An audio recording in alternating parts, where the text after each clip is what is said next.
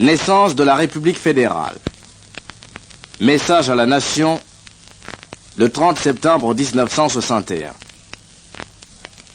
Après plus de 40 années de séparation, nous reformons aujourd'hui une même famille, une même nation, un même État.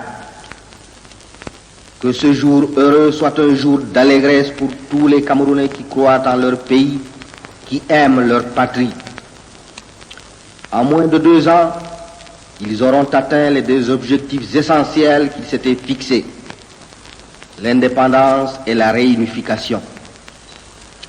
Que cette réunification du territoire national soit le gage et le symbole de l'unité des esprits et des cœurs, tel est le vœu que je forme aujourd'hui devant tous les Camerounais.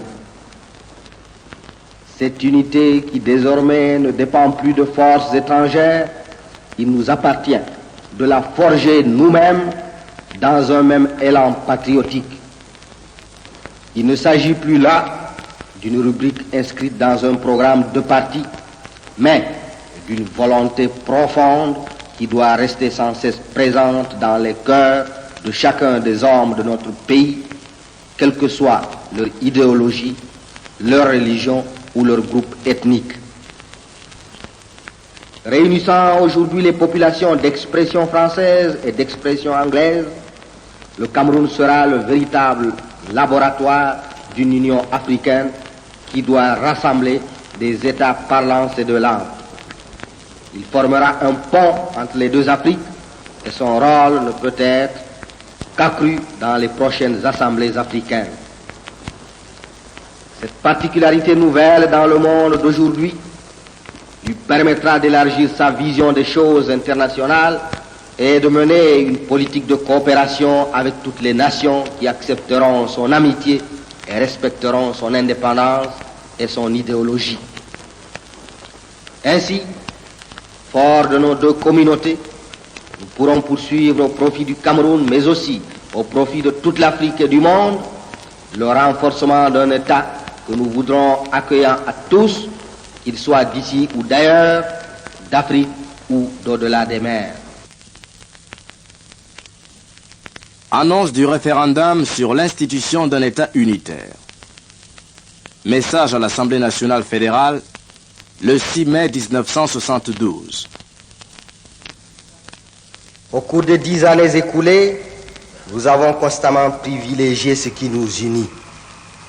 C'est ainsi que tout ce qui pouvait être fait l'a été pour consolider toujours davantage l'intégration économique et sociale de la nation et harmoniser les conditions de vie et les chances de développement sur les 2 rives du Mungo.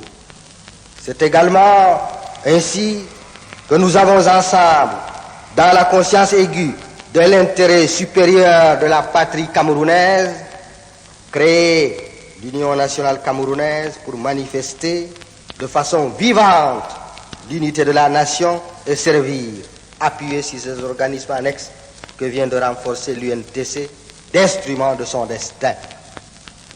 Dans ces conditions où les structures fédérales apparaissent comme un handicap au développement rapide du pays, où en revanche le peuple camerounais a déjà consacré dans les faits sa profonde unité, ma conviction, mesdames et messieurs les députés, ma profonde conviction est que le moment est venu de dépasser l'organisation fédérale de l'État.